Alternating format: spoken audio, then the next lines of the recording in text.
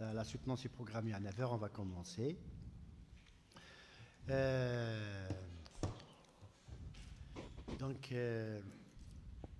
Tout d'abord, je souhaite la bienvenue à nos invités. Madame Rimouz Manel, professeure de l'Université de Gigel, et notre ami Sissaoui Abdelaziz, Université de Gigel également. Je remercie également mes collègues de l'Université de Béjaïa, du département de français, Madame Skran Fatima Zohra, qui est rapporteure, et Madame Touati Aradia, toujours du même département, examinatrice. Donc, nous allons assister aujourd'hui à la soutenance du candidat Moulay Omar Abdallah. Le thème de la thèse, la classe inversée au service de l'innovation pédagogique à l'Université de Béjaïa.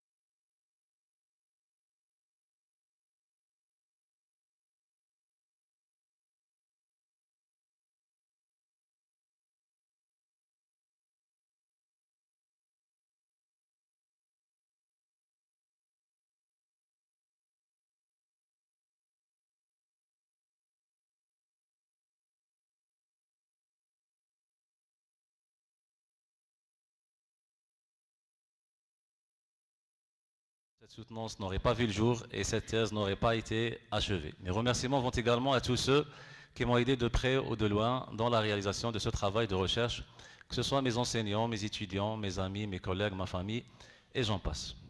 Sans trop tarder, je vous présente le plan que va suivre ma soutenance. Voilà. Bon. L'avènement du coronavirus a profondément transformer le paysage mondial de l'enseignement-apprentissage du français langue étrangère, notamment dans les universités algériennes. Cette crise sanitaire a engendré comme conséquence la fermeture des établissements scolaires, y compris universitaires du pays, dès le mois de mars 2020. Face à cette situation d'urgence, les enseignants ont dû se tourner vers d'autres alternatives pédagogiques telles que l'enseignement à distance et l'enseignement hybride, comme la classe inversée, faisant l'objet d'études du présent travail de recherche. Ce dernier s'intitule « La classe inversée au service de l'innovation pédagogique à l'Université de Béjaïa, cas des étudiants de première année de licence de français ». Notre étude s'inscrit globalement dans le domaine de la didactique du FLE, plus précisément dans le domaine de la didactique de l'écrit et de la didactique du numérique. L'objectif principal de cette recherche est de mettre en pratique la pédagogie inversée, ou bien la classe inversée, pour améliorer l'enseignement-apprentissage des techniques rédactionnelles, notamment de la technique du résumé du texte en L2. De ce fait, nous avons expérimenté 3 variables indépendantes qui sont la classe inversée, la carte mentale et le travail en binôme. Ces variables sont au profit de l'enseignement-apprentissage des techniques rédactionnelles, notamment de la technique du résumé de texte en L2. Problème et constat. Notre problème provient de l'inefficacité de l'enseignement purement distanciel lors du coronavirus qui a touché le pays. Lorsque nous étudions en master, l'enseignement distanciel nous a posé de véritables problèmes, notamment dans l'apprentissage des techniques rédactionnelles.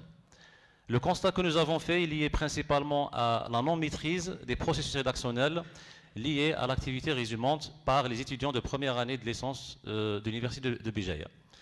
Produire un résumé de texte nécessite non seulement la maîtrise de la langue, la grammaire, le vocabulaire, etc., mais aussi la maîtrise des processus rédactionnels du haut niveau cognitif, tels que la planification, la mise en mots et la révision. Ces processus rédactionnels ne sont généralement peu ou pas enseignés dans les universités algériennes. Les motivations qui nous ont poussés à choisir ce sujet de recherche sont au nombre de 3. Motivation personnelle, le sujet de recherche que nous avons choisi n'est pas très connu en Algérie. Nous avons remarqué que peu de travaux de recherche ont porté sur la classe inversée comme innovation pédagogique dans l'enseignement-apprentissage des techniques rédactionnelles, notamment de la technique de résumé de texte en L2. Motivation scientifique, s'agissant d'un prolongement de notre mémoire de fin d'études. Nous avons travaillé en mémoire de master sur la carte mentale numérique dans la compréhension et la production de l'oral. Mais dans cette thèse de doctorat, nous avons réexploité l'usage de la carte mentale dans une autre perspective innovante, dans la transmission distancielle des savoirs ou bien des connaissances et dans la planification des résumés de textes en classe. Motivation professionnelle, vu la prolifération du numérique et de l'enseignement en ligne, nous voulons contribuer par le présent travail de recherche à l'évolution de la pédagogie universitaire en Algérie. Structure de la thèse. Notre thèse se compose de 3 chapitres théoriques et de 2 chapitres pratiques. Dans la partie théorique, nous avons abordé la classe inversée, l'innovation pédagogique, la technique du résumé de texte, la carte mentale et le travail en binôme. Tandis que dans la partie pratique, nous avons traité du cadre méthodologique et de la présentation et de l'analyse des résultats parvenus. La répartition des différents chapitres a été faite d'une manière classique et nous signalons que les chapitres théoriques et pratiques sont relativement équilibrés. Choix des modèles théoriques.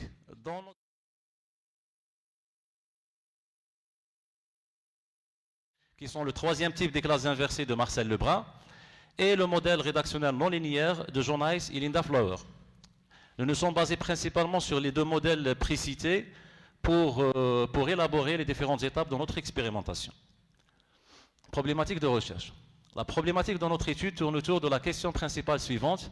Dans quelle mesure l'exploitation de la classe inversée en tant qu'innovation pédagogique peut-elle améliorer l'enseignement-apprentissage de la technique du résumé de texte en L2 pour les étudiants de première année de licence de français de l'Université de Béjaïa? De cette question principale découlent 2 questions secondaires.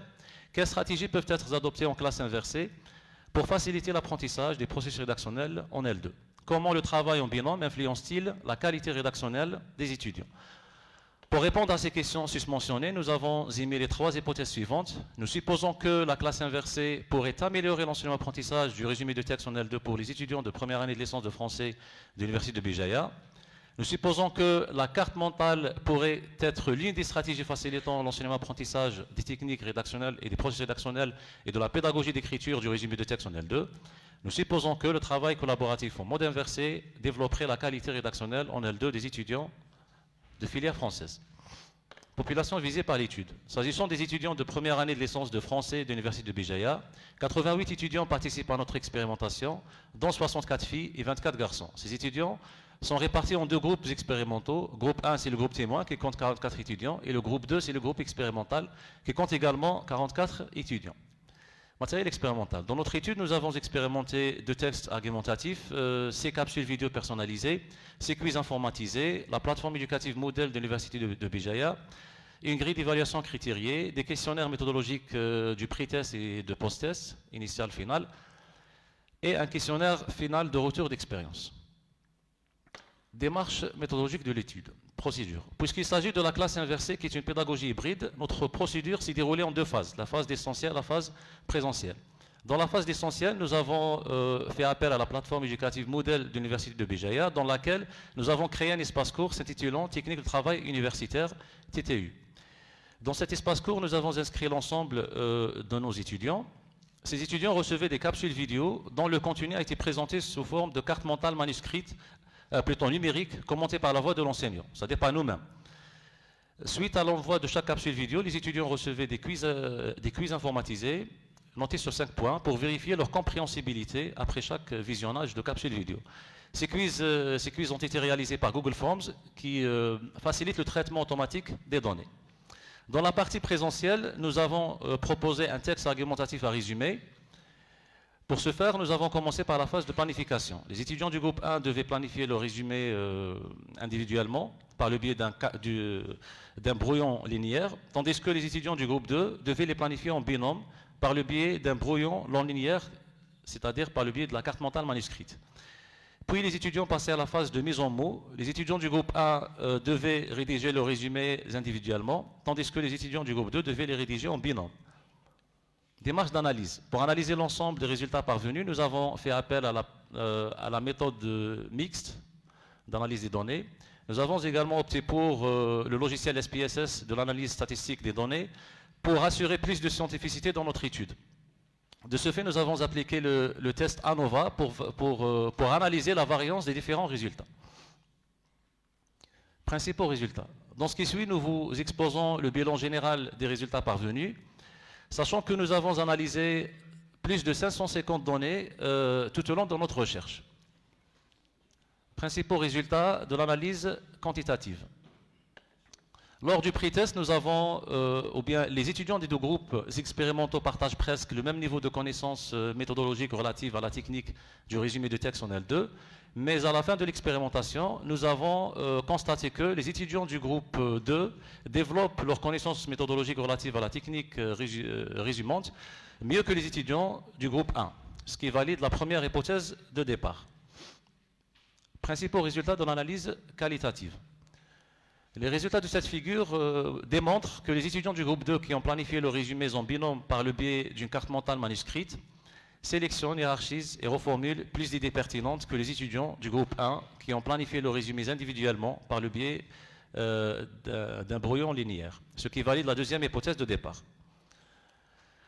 Suite à la planification, les étudiants des deux groupes expérimentaux rédigent des résumés de texte. Pour faire l'évaluation de ces productions écrites, nous avons appliqué la méthode des juges experts et nous avons évalué la forme et le fond des résumés produits. De ce fait, les résultats de cette figure montrent que les étudiants du groupe 2 qui ont rédigé le résumé en binôme produisent des résumés de texte de meilleure qualité rédactionnelle que les étudiants du groupe 1, ce qui valide la troisième hypothèse de départ. Discussion et conclusion. Les résultats de notre recherche viennent confirmer les trois hypothèses émises au départ.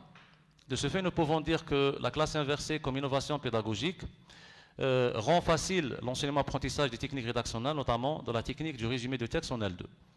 De ce fait, de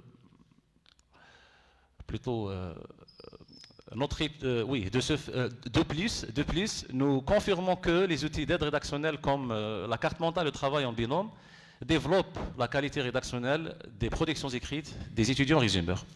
Nous signalons que les résultats de notre recherche sont conformes à d'autres travaux de recherche menés par des chercheurs algériens et étrangers, à savoir Sakran 2012, Bergman et Sams 2014, Touati 2016, Le Bray Lecoq 2016, Mekawi 2018 et Nidi Dakhia 2021. Les trois principales limites auxquelles nous avons fait face dans notre expérimentation sont le facteur temps, le facteur motivation et le facteur hétérogénéité. Certaines séances de notre expérimentation étaient programmées l'après-midi, chose qui a démoralisé quelques étudiants, dont certains étaient démoralisés dès le départ de l'expérimentation et ne voulaient pas y prendre part. Suite à ce rejet, nous avons limité le nombre de participants à 88 étudiants. De nombreux étudiants du groupe 1 n'ont pas suggéré le temps que nous leur avions accordé en classe lors de la réalisation des tâches rédactionnelles demandées durant notre expérimentation. C'est pour cette raison que certains d'entre eux n'ont pas pu achever la rédaction de leur résumé de texte dans la phase de mise en mots.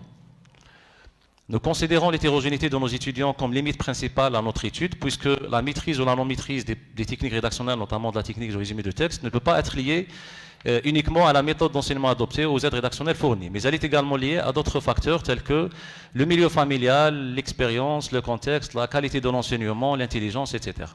D'autres limites ont surgi tout au long de notre expérimentation.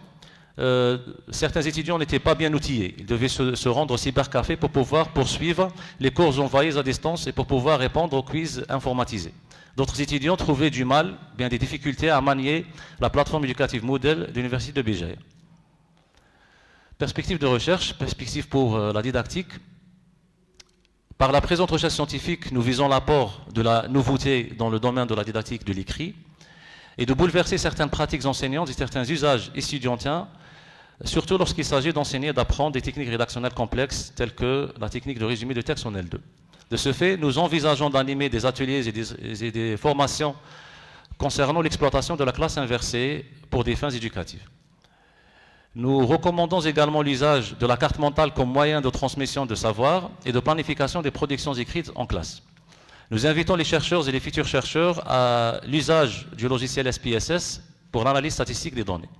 Perspective pour la recherche, nous proposons ChatGPT comme aide rédactionnelle en classe inversée pour aider les étudiants dans la réalisation de leurs tâches rédactionnelles. Nous proposons également cet outil de l'EA pour les enseignants pour l'utiliser à des fins éducatives, c'est-à-dire dans l'enseignement, la planification, l'évaluation, etc.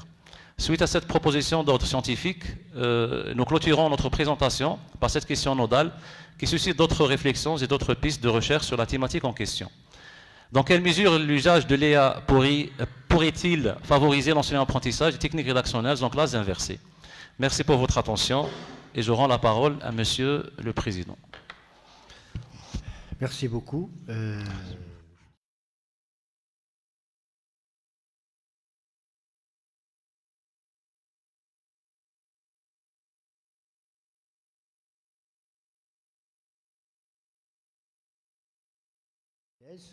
Nous allons accorder la parole donc, à votre directrice de recherche pour nous parler très brièvement également de votre travail, de votre parcours de doctorant. Par la suite, je céderai la parole aux examinateurs pour justement discuter avec vous des questions liées à la méthodologie, à la démarche adoptée dans votre travail, aux outils théoriques que vous avez choisis. Donc, je demanderai aux membres du jury de respecter le temps qui leur est imparti, donc de 15 à 20 minutes maximum. S'il y a des remarques d'ordre formel, donc vous pouvez les transmettre au doctorant à la fin de la soutenance pour qu'il puisse corriger. Madame Scalan, donc je vous donne la parole. Si vous pouvez parler, je sais que vous êtes un petit peu malade. Oui. Inch'Allah. À vous la parole. Alors, chers membres du jury, chers doctorants, honorable assistance, bonjour. Je tiens tout d'abord à remercier Monsieur le doyen de la faculté des lettres et des langues et Monsieur le vice-doyen et le personnel ATS du service de post-graduation pour tout le travail qu'ils ont fait dans le cadre de l'organisation de cette soutenance. Et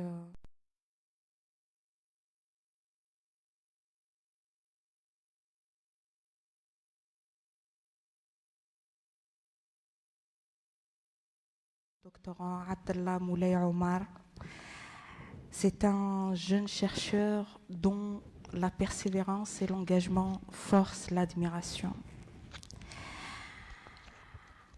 Diriger un travail de thèse est toujours une aventure intellectuelle et humaine.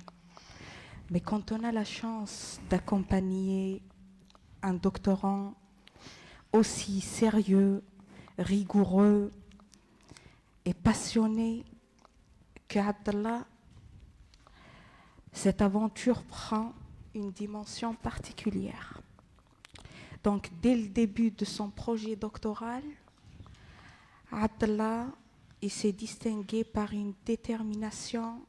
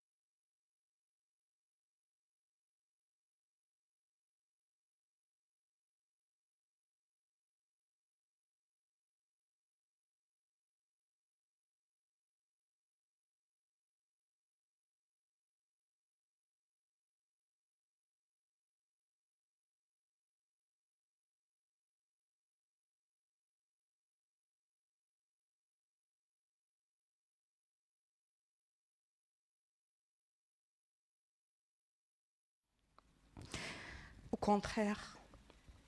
Chaque défi a renforcé sa volonté et son engagement envers la quête du savoir. Rien que pour ça, je te dis un grand bravo. Abdallah, ce n'est pas un doctorant. C'est un frère. C'est un ami. Tout ce que vous voulez. J'ai partagé avec lui cette expérience d'encadrement, mais avec un immense plaisir. Il a mené son travail de recherche avec une rigueur exemplaire. Ce qui lui a valu, c'est pour la première fois que je le dis, peut-être, mais M. Bektash en est au courant. Il a reçu l'information de la part de Mme Claude Cortier. Il a mené son travail avec une rigueur exemplaire, c'est ce qui lui a valu de décrocher la prestigieuse bourse Jean Sénac. Il a décroché la bourse Jean Sénac, une reconnaissance méritée de l'excellence de sa recherche. Mais son talent ne s'est pas arrêté là. Sa capacité à diffuser le savoir s'est illustrée par la publication de plusieurs articles scientifiques dans des revues internationales de catégorie B et dernièrement, j'ai contribué à l'ouvrage scientifique publié en anglais avec Abdallah, et c'est la preuve formelle qu'Abdallah mérite son titre de docteur aujourd'hui. Il le mérite pleinement. C'est quelqu'un qui s'est donné à fond. C'est quelqu'un qui a travaillé. Il m'a fait bosser à 2 heures, à 3 heures du matin. Il m'envoie des messages, des emails. Il m'envoie son travail. Il a quitté Adrar pour passer une année ici à Béjaïa, rien que pour passer son expérimentation.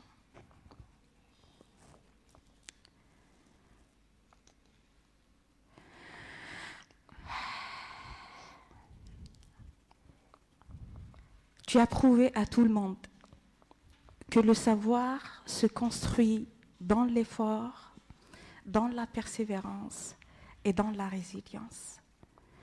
Malheureusement, je ne peux pas m'étaler tout simplement parce que je suis malade aujourd'hui. Mais en le voyant aujourd'hui présenter son travail avec tant d'aisance et de maîtrise, je ne peux qu'exprimer mon immense fierté. Je suis très fière de toi, Abdallah, et félicitations. Je vous rends la parole. Merci beaucoup, professeur, pour cette présentation quand même du parcours du doctorant. Il est vrai que les doctorants, dès qu'on s'engage avec eux, dès le choix du sujet, dès qu'on accepte, on signe notre accord pour la direction de leur thèse, on s'engage à les accompagner 3 années, 4 années, 5 années, ça dépend donc du candidat. Et chemin faisant, donc nous vivons justement ce que ces doctorants vivent, l'aventure tout court. Donc c'est une aventure scientifique, une très belle aventure. Moi je tiens à féliciter le doctorant pour avoir justement fourni tous ses efforts et surtout pour sa persévérance, parce que le chemin de la recherche, il est toujours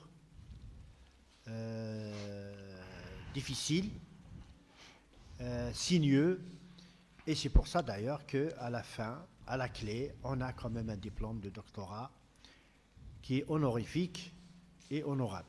Donc, je vais accorder maintenant la parole au professeur Sissaoui Donc vous avez 15 à 20 minutes pour présenter l'essentiel de vos remarques. Merci, Monsieur le Président. Chers collègues, honorable assistance, Monsieur Moulay Abdallah, bonjour. Bonjour. Avant donc de présenter mes remarques, je souhaiterais du fond du cœur un prompt rétablissement à votre direction, Madame Sakran. Et moi, je partage entièrement ces propos. Il est vrai, je ne vous connais pas, mais votre thèse m'a permis de vous connaître. Vous êtes un élément talentueux, persévérant, et vous avez fait un très bon travail, un excellent travail. Un travail qu'on peut lire avec aisance, mais aussi avec un grand plaisir. Et moi, j'ai eu l'immense plaisir de le lire, de l'apprécier. Et ce ne sont pas des louanges. Généralement, je ne fais pas de louanges, mais quand il s'agit d'un travail bien ficelé, un travail dans les normes universitaires, de la recherche universitaire, il est de mon devoir de lui dire publiquement que vous avez fait un travail très pertinent, un travail significatif, un travail qui apporte certainement un plus pour les didacticiens, pour les pédagogues, pour les praticiens et pour toute personne qui s'intéresse à la classe inversée, mais aussi qui ont l'intention d'installer une compétence rédactionnelle, sachant bien sûr que la rédaction est l'une des activités cognitives les plus complexes, parce que ça demande un réinvestissement des acquis linguistiques, des connaissances procédurales, mais aussi des connaissances stratégiques. Et c'est ce que j'ai pu quand même dégager de ma lecture de votre travail. Et je le dis aussi tout à l'heure, Madame Sakran, parler de vous de manière très positive. Mais je l'ai dit tout à l'heure, je vous l'ai dit tout à l'heure, un bon travail ne peut pas aboutir aussi sans avoir un bon encadrant. Donc vous avez eu la chance aussi d'avoir été dirigé par Madame Sakran, qui a beaucoup travaillé sur la classe inversée. C'est ce qui fait que votre travail a donné, vous avez abouti à un travail excellent. Donc, le travail qui m'a été soumis à l'évaluation, il s'intitule La classe inversée au service de l'innovation pédagogique à l'Université de Béjaïa, et vous avez pris comme cas les étudiants de première année de licence de français. Le travail se fixe pour objectif de mesurer et d'évaluer l'impact de la classe inversée, mais aussi de la carte heuristique. Ce qui est nouveau, c'est que vous avez rajouté la classe heuristique pour encore fructifier et maximiser, si vous voulez, la rédaction du résumé, ou la rédaction de manière générale. Quand on parle de résumé, donc on peut appliquer ce que vous venez de faire sur n'importe quelle production, que ce soit production de résumé ou production tout court. Donc, vous avez emprunté la classe heuristique, ou plutôt la carte mentale, empruntée à Tony Buzan, sur la qualité d'un résumé, plutôt sur la rédaction d'un résumé en contexte universitaire, et vous avez choisi l'université de Béjaïa comme exemple, voilà, comme un espace d'expérimentation. La recherche rend compte de l'intérêt que porte tout le monde, nous les didacticiens, les enseignants, à l'intérêt, plutôt à l'importance du travail collaboratif et de son impact sur la qualité de rédaction ou son rôle crucial dans la mise en place d'une compétence structurale. Donc, ce qui est bien dans mon travail, c'est que vous avez bien choisi vos outils d'investigation. Ce qui m'a plu, c'est cette manière de se donner à fond pour aboutir à un travail probant, un travail de qualité. Et pour y parvenir, bien sûr, vous vous êtes inspiré du modèle rédactionnel tout à l'heure vous l'aviez dit, de Hayes et Flower, et pour les processus de rédaction, et pour le brin, pour la classe inversée. Donc vous avez, si vous voulez, donc, essayer de tenter de relier ensemble on va dire deux méthodes différentes, la classe inversée et la psychologie, de domaines plutôt différents, la psychologie cognitive et la classe inversée.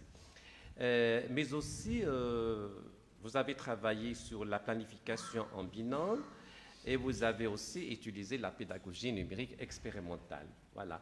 Donc le travail, je l'ai lu avec un grand plaisir, je le redis, c'est un travail très intéressant. Il propose des pratiques innovantes pour la mise en place de l'activité rédactionnelle. Il est écrit dans un style académique, à part quelques déficits parfois linguistiques, des impropriétés que j'ai relevées, malheureusement, qui viennent gâter votre travail. Mais faites attention à ce genre d'erreur parce que ça gâte un travail bien ficelé. De petites erreurs peuvent gâter le travail. Donc, moi, j'aimerais bien, avant de déposer votre thèse à la bibliothèque, revoir. Après, je vous donnerai, si vous voulez, quelques incorrections pour mieux encore corriger le travail et essayer de rectifier les petites erreurs pour un travail, je ne dirais pas parfait, mais un travail plus ou moins comportant moins d'erreurs. Donc, c'est écrit dans un style académique, un style facile à lire. N'importe quel lecteur, même il n'est pas un lecteur profane, c'est-à-dire qu'il n'est pas universitaire, n'importe quel lecteur peut suivre le jalonnement de votre réflexion, ce qui est bien. Je pourrais suivre le début jusqu'à la fin. Et j'ai pu quand même vous suivre en lisant votre thèse, j'ai pu quand même suivre ce que vous voulez dire, ce que vous voulez faire et ce que vous voulez, les résultats auxquels vous voulez aboutir. Donc les points forts de votre travail, voilà, ça concerne, si vous voulez, les points forts de votre travail. Et concernant donc les lacunes, certainement mes collègues vont relever les lacunes observées de la lecture. Moi, j'ai remarqué dans l'introduction générale, quand vous avez posé la problématique, elle est bien posée d'ailleurs, je n'ai pas de remarque là-dessus, vous avez posé 2 questions partielles avec 3 questions hypothèses. Alors que dans une démarche méthodologique, chaque question partielle doit avoir une hypothèse. Ce qui manque, une 3e question. D'accord ? Vous avez 2 questions et avec 3 hypothèses. Moi, j'aimerais bien avoir la 3e question partielle. Chaque question doit avoir une hypothèse. Par exemple, en page 33, vous parlez des quiz interactifs synchrones et des quiz interactifs asynchrones. Vous savez, quand on fait un travail, on a l'impression que tout le monde ne comprend. Vous vous adressez aussi à la thèse de doctorat. Elle est après destinée à tout le monde, c'est-à-dire à toute personne friande de découvrir ce qu'on fait en didactique, en pédagogie par exemple. Quand vous dites quiz interactif, synchrone et asynchrone, sans aucune explication. En page 33, vous les présentez comme ça, c'est comme si tout le monde arrive à vous comprendre. Non, il faut mettre en tête que vous adressez à des lecteurs. Donc, il aurait été convenable de présenter les quiz interactifs synchrones et les quiz interactifs asynchrones pour qu'on puisse comprendre quelle est la différence. Et pourquoi vous avez opté pour l'une et non pas pour l'autre. Ça n'a pas été justifié. J'aurais aimé là revenir à... C'est dans le cadre de la partie théorique, je crois, le premier chapitre. Et vous présentez également toujours dans le même chapitre, quand vous parlez par exemple de la classe inversée, du concept, de la notion, comme vous le dites, en page 39, vous dites, je relis ce que vous avez écrit, dans le présent chapitre, nous tâcherons de définir l'innovation pédagogique, une notion encore relativement nouvelle. Je suis tout à fait d'accord avec vous, elle est nouvelle et vague. Le mot vague un peu qui pose problème. au sein de l'université algérienne. Elle est vague. Je ne pense pas qu'il y ait une notion vague.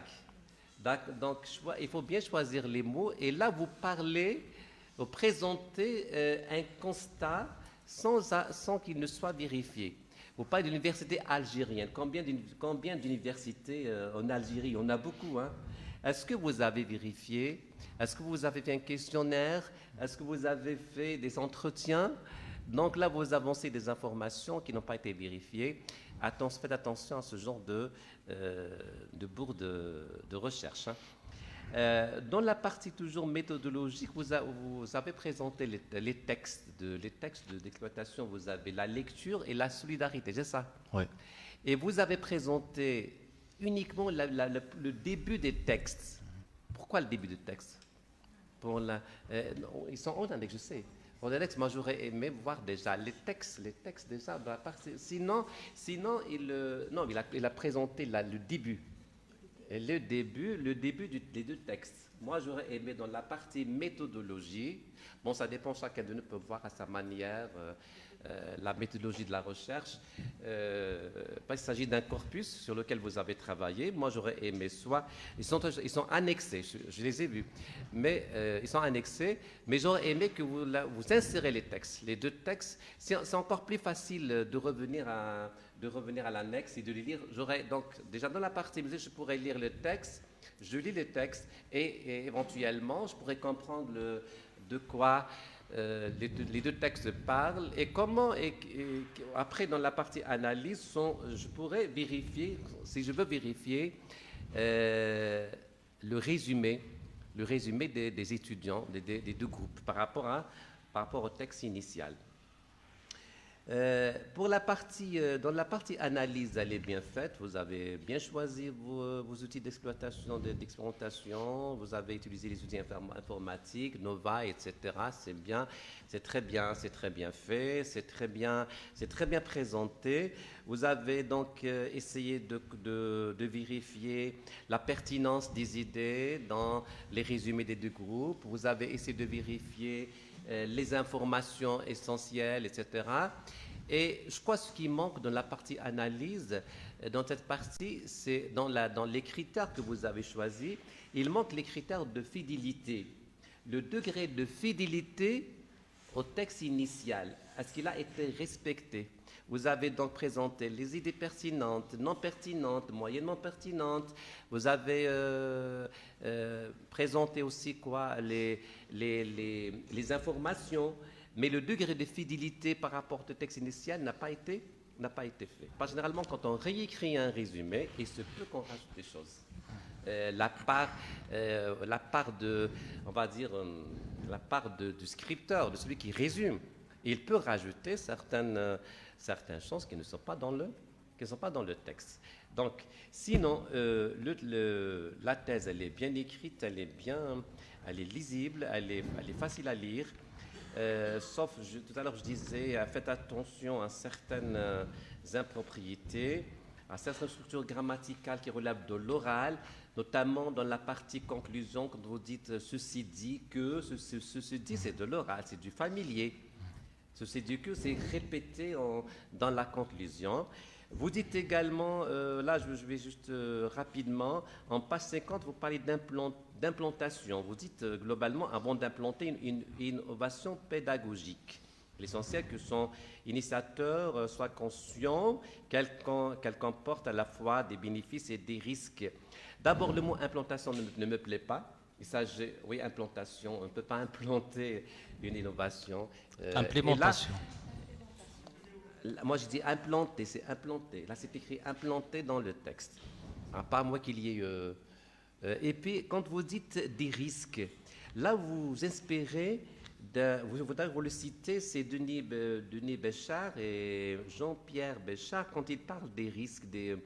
Est-ce que vraiment... la question que je vous pose, est-ce que vraiment la classe inversée a des risques? Quels sont les risques dont vous parlez? Moi, j'aurais aimé qu'on parle, par exemple, des inconvénients. Parce que le mot risque, et même, j'ai lu la citation, d'ailleurs, je ne l'ai pas reprise dans mon travail, quand il parle des dangers. Je trouve que le mot danger est trop fort, même si ça vient de français. D'accord?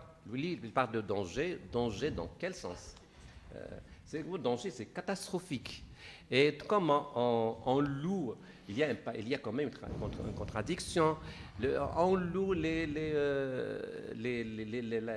faits de la classe inversée, et du coup, on dit qu'elle est dangereuse. Elle est dangereuse. Pourquoi elle est dangereuse? Moi, le mot risque ne me plaît pas du tout. Je préfère voir un autre mot plus parler, par exemple, des inconvénients. Et les inconvénients, s'il y a des inconvénients, c'est parce que peut-être elle n'est pas bien mise en pratique. N'est-ce pas, Madame Sacran? Quand elle est... Non, il a présenté d'abord, il a parlé après il a présenté la citation. Donc il s'est inspiré de la citation. Il dit globalement, avant d'implanter une innovation pédagogique, il est censé que son initiateur, du part de l'enseignant bien sûr, soit conscient qu'elle comporte à la fois des bénéfices et des risques. C'est en page 50.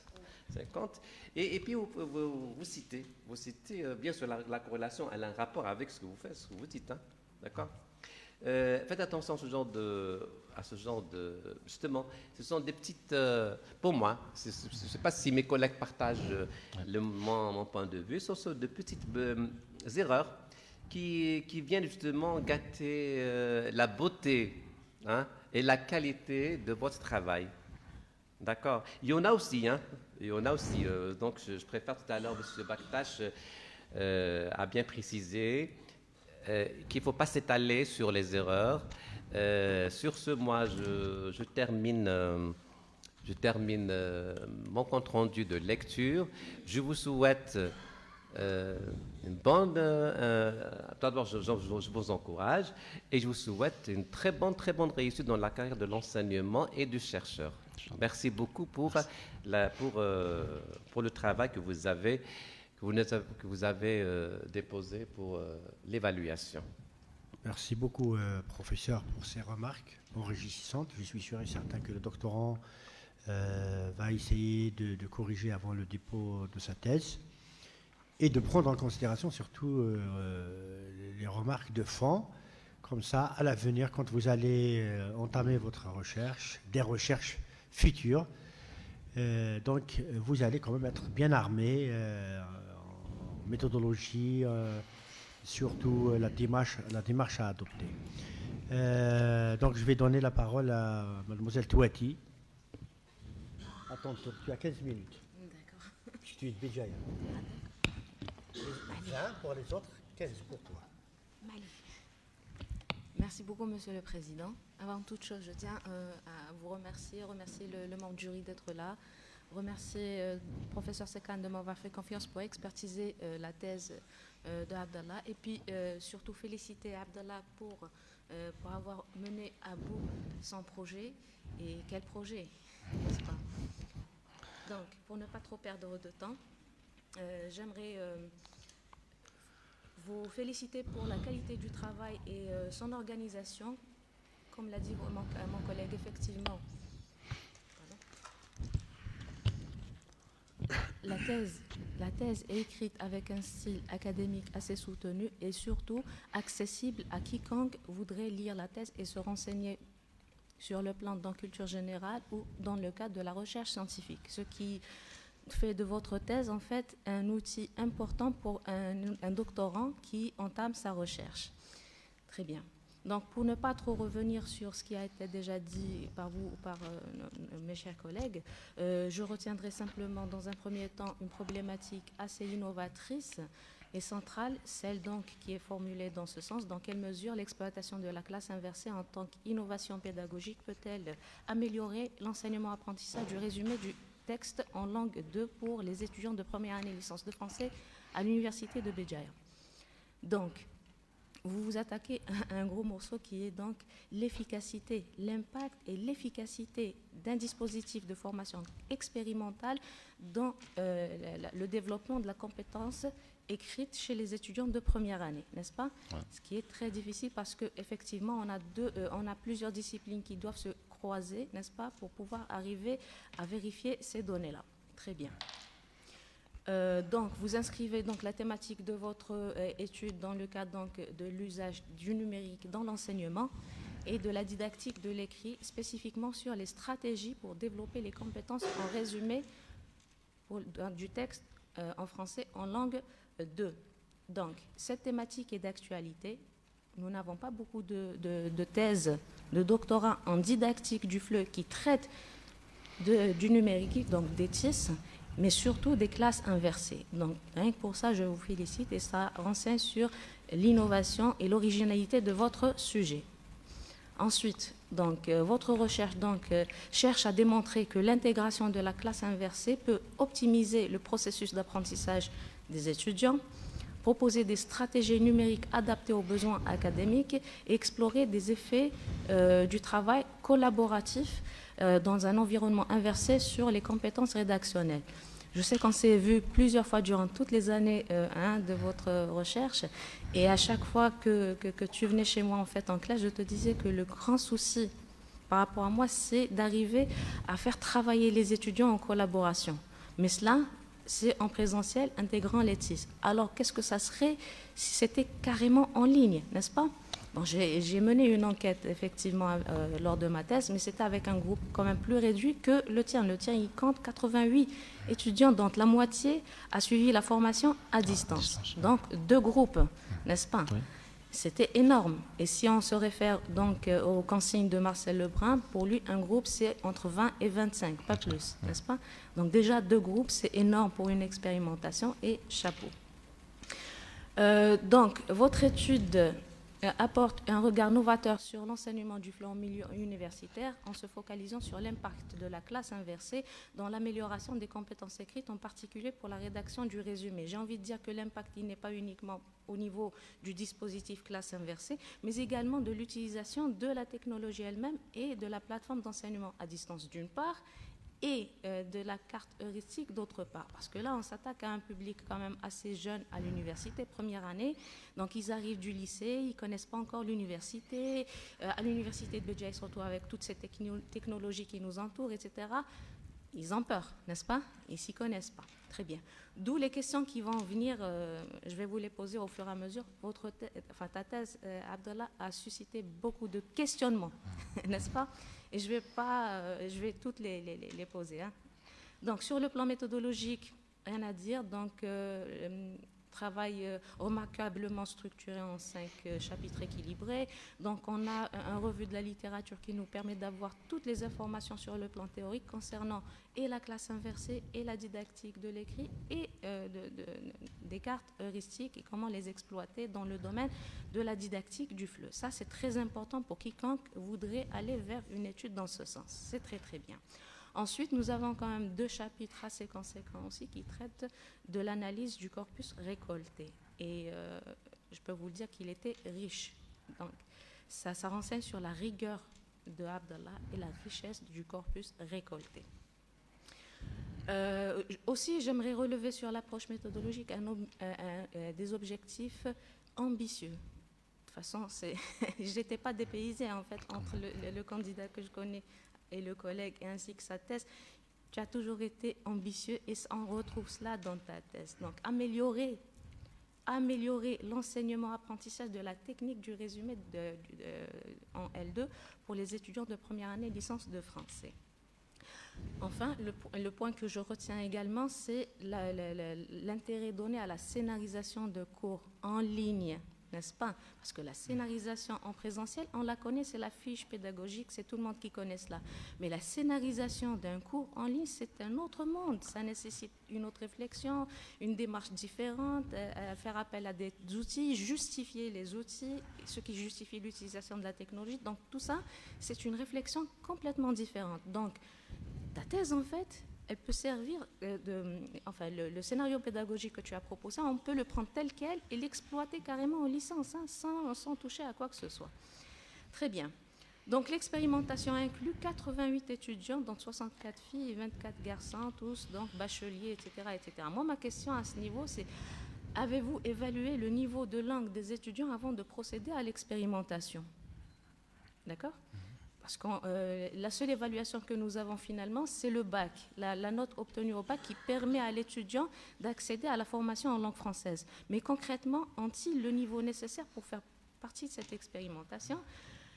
Aussi, un autre point, avez-vous vérifié la faisabilité de l'expérience en testant le niveau de maîtrise en termes d'outils technologiques? Que savent-ils au niveau de la maîtrise des outils avant de les engager dans une formation à distance où il est concrètement et uniquement mis face à de la technologie? Savent-ils utiliser ces technologies ou pas? Donc, est-ce que vous avez évalué tout cela? Donc, vous avez justifié le choix et le type de classe inversée, ce qui est très, très bien. Et vous avez utilisé plusieurs outils d'analyse, ce qui rend votre étude riche et objective, à savoir questionnaire, grille d'évaluation critérielle, logiciel SPSS, etc. Ce qui vous a amené à utiliser plusieurs outils pédagogiques, à savoir des textes riches, des capsules vidéo, 6. Déjà, nous, pour ne faire qu'une seule capsule vidéo, on galère. Donc, 6 capsules vidéo, et je reconnais l'empreinte de Lounis dans le travail que vous avez fait, n'est-ce pas? Oui. Donc, les capsules vidéo, c'est très difficile. C'est très difficile à réaliser. Joindre le contenu, la vidéo, la locution, faire en sorte que ça soit court et que ça contienne tout, que la consigne soit claire pour l'étudiant, c'est très difficile, et bravo, chapeau bas. Les cartes conceptuelles, nous avons longtemps travaillé dessus pendant des années, n'est-ce pas? Ouais. On ne pouvait mieux choisir comme outil pour travailler le résumé, parce que tout simplement, la carte heuristique, par définition, nous permet d'avoir une visualisation des idées. Une fois, et visualisation des idées essentielles du travail, ce qui permet d'aller vers le résumé, n'est-ce pas? Être capable de conceptualiser, schématiser et les avoir dans une carte, ça nous permet facilement d'aller vers le résumé du texte et reprendre les termes clés, les concepts clés, d'où la carte conceptuelle. Très bien. Les quiz interactifs mis en ligne, que ce soit par le biais des outils présents dans Moodle ou Google Forms, n'est-ce pas, pour renforcer l'apprentissage. La plateforme elle-même, et ensuite le NOVA, donc style SPSS pour la modélisation, etc. Ma question à ce niveau, c'est est-ce que vous-même, vous avez suivi des formations à l'utilisation de ces outils, en plus de la plateforme, etc. Donc, ces outils, est-ce que vous avez suivi une formation et combien de temps il vous a fallu pour les maîtriser? Pourquoi je mets l'accent sur cela? Ça, c'est principalement pour nos étudiants qui croient que 3 ans, 4 ans, 5 ans, c'est suffisant. Non, ce n'est jamais suffisant. Donc, pour maîtriser soi-même l'outil et quitter le côté technique et se concentrer sur le côté didactique, c'est difficile, n'est-ce pas? Donc, combien de temps il a fallu pour donc maîtriser ces outils? Enfin, concernant les résultats de l'étude, je retiendrai quelques points. Vous avez traité donc de l'efficacité de la classe inversée. Vous avez prouvé que le dispositif était plus efficace en ligne et via le dispositif classe inversée que la classe traditionnelle.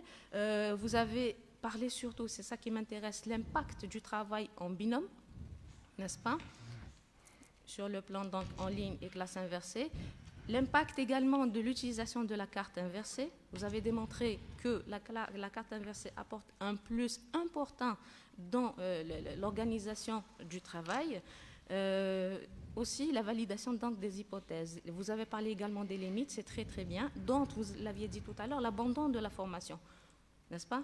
J'aurais aimé avoir un petit paragraphe qui parle donc de l'abandon de la formation, le pourquoi. Ce n'est pas le dispositif qui était un problème, c'est plutôt les conditions sociaux de l'étudiant, d'accord?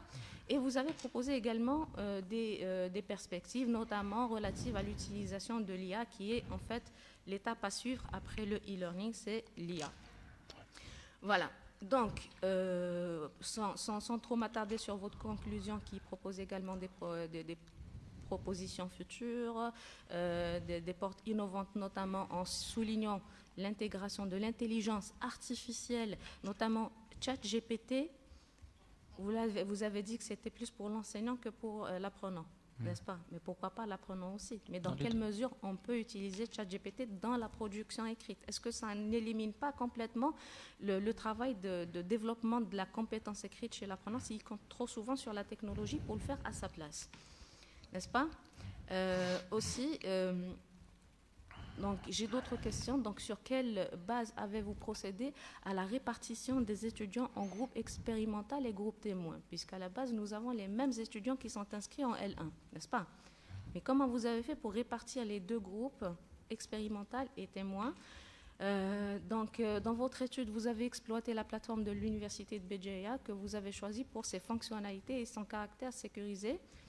Mais que pensez-vous de l'exploitation des réseaux sociaux à des fins pédagogiques, style Facebook, TikTok, pour ne citer que cela? Alors, par contre, ce que je n'ai pas retrouvé dans votre test, c'est la présentation du scénario pédagogique de la formation dite classique.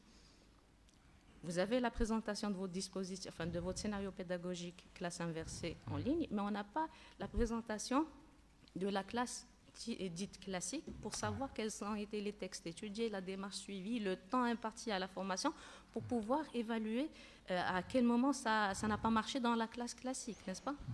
Très bien. Aussi, une autre question à laquelle j'aimerais avoir une réponse, c'est le travail collaboratif. Comment procédez-vous pour évaluer l'apport de chaque apprenant dans la réalisation d'une activité commune, style le wiki sur la plateforme, n'est-ce pas? Comment vous faites pour évaluer? Oui, j'ai un travail collaboratif, c'est très bien, mais maintenant, comment je peux faire pour voir qui a fait quoi dans ce travail-là? Pensez-vous que le travail en binôme est plus pratique, en binôme, est plus pratique en termes de collaboration en ligne qu'en présentiel? Est-ce qu'en fait, quand on demande un travail en binôme ou plus, est-ce que c'est plus pratique en ligne qu'en présentiel? Et enfin, je n'ai pas retrouvé ce point et pourtant il est crucial lorsqu'on fait une thèse qui concerne les technologies de l'information et de communication, qui est celui de l'accompagnement technique du formateur, enseignant, concepteur de cours et tuteur en ligne. Et je finis sur cela, le tuteur en ligne, quelle est sa place dans la formation à distance? Parce que nous, on a tendance à tout faire. La prof, toi, tu as tout fait tout seul. Conception, suivi de la formation, etc., etc. Mais un enseignant, nous, à l'université, on ne peut pas tout faire, n'est-ce pas? Quelle est la place du concepteur, du tuteur et surtout l'accompagnement de cet enseignant par un technicien? Je m'arrête là pour respecter le temps qui m'est imparti, n'est-ce pas? Et je vous remercie. Merci. Merci beaucoup pour ces questions très pertinentes. J'espère que vous avez pris note. Donc, à la fin de la soutenance, vous allez, à la fin de l'intervention des membres du jury, vous allez répondre à toutes ces questions. Je donne la parole à Madame Remouz pour relever ces remarques. À vous la parole. Donc, bonjour tout le monde. Merci Monsieur Baktash, président du jury. Je suis très ravie d'être parmi vous. C'est ma toute première soutenance ici à l'Université de Béjaïa. Et c'est un grand plaisir, merci. Et c'est un grand plaisir de faire partie du jury de Monsieur Moulaya Omar, c'est ça. Je souhaite à mon tour prendre rétablissement à Madame Sakran et je la félicite, elle et Monsieur Sissaoui, qui sont fraîchement promus au grade de professeur. Ce que je souhaite également à tous les autres collègues ainsi qu'à notre doctorant, que je félicite encore une fois pour le travail présenté, pour l'exposé très bien fait et pour votre prestation. C'est un travail, je dirais, original, dans la mesure, comme l'a dit tout à l'heure ma collègue, il n'y a pas eu beaucoup de travaux sur la classe inversée, quoique il a cité quand même 4 ou 5. Il ne m'a pas cité, moi, qui avait travaillé en 2022 sur l'enseignement-apprentissage de l'oral à l'université via la classe inversée. Voilà, donc c'était en 2022. Lui, il avait déjà clôturé la partie théorique. Pas grave, monsieur Moulay. Par contre, ce que je lui reproche, bon, ne pas me citer, c'est pas grave, mais c'est tout le monde en master, en magistère, en doctorat qui remercie les membres du jury dans la thèse, excepté monsieur Moulay Omar. Il n'a pas remercié les membres du jury. Oui, vous avez oublié le seul, l'unique. Voilà. Donc, peut-être, oui. Donc, voilà, dans votre travail, comme l'a dit tout à l'heure aussi M. Sissewi, la lecture était trop fluide. Je l'ai lu avec beaucoup d'aisance, tout est clair. J'aurais aimé juste voir la table des matières au début. Moi, j'aimerais bien voir la table des matières au début parce que là, on a plus de détails sur le travail et on peut le suivre au lieu d'aller vers la fin, revenir, etc. Mais même pour la table des matières, je reviendrai tout à l'heure, je vais vous faire quelques remarques par rapport à l'organisation des chapitres et au contenu inclus. Donc, le candidat s'interroge sur le rôle que pourrait jouer la classe inversée pour aboutir à l'amélioration de l'enseignement-apprentissage du résumé en L2 dans le contexte universitaire algérien. Vous posez une problématique très intéressante et vous la posez aussi de manière, je dirais, pertinente, voilà.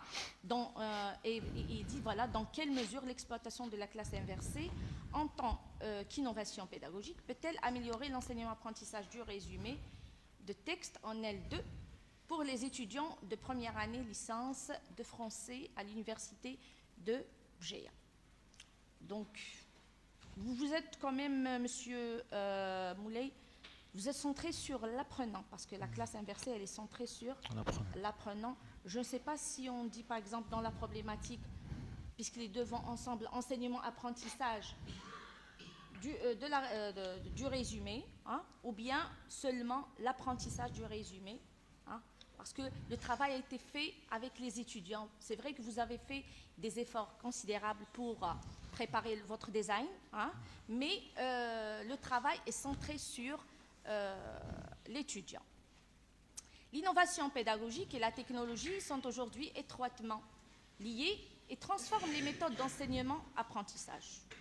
Vous avez parlé de l'intégration des outils numériques tels que les plateformes d'apprentissage en ligne, les simulations interactives et l'intelligence artificielle qui favorisent de nos jours une pédagogie plus interactive, flexible et adaptée aux besoins des apprenants. Les technologies éducatives permettent de diversifier les approches, en faciliter l'apprentissage personnalisé et collaboratif. Vous êtes focalisé sur la classe inversée, qui est une approche innovante, qui joue un rôle important et crucial à l'université, surtout depuis l'année 2020, hein, juste après la pandémie. C'est tout le monde qui travaille à distance. Et moi, pourquoi je félicite encore une fois M. Moulaïma, vous êtes donc vacataire ici. J'étais vacataire ici, maintenant je suis à Adrar. Et donc, vous avez mené votre expérience Ici. en tant que vacataire. Vacataire, oui. Donc, vous avez votre compte sur Moodle. Oui, oui. Voilà. Donc, je vous félicite vraiment parce que même les enseignants aujourd'hui, quand on dit cours en ligne, ils pensent aux fichiers PDF. Donc, ce que vous avez fait vraiment est colossal. Chapeau. D'accord ? Donc, cette classe, bien sûr, on sait très très bien que contrairement au modèle traditionnel, auparavant, c'est l'enseignant qui dispense le cours, mais pour la classe inversée, tout est inversé justement. Le travail se fait à distance, à domicile, puis en classe, il sera question de proposer des activités, etc. C'est une démarche très très intéressante à laquelle vous êtes intéressé.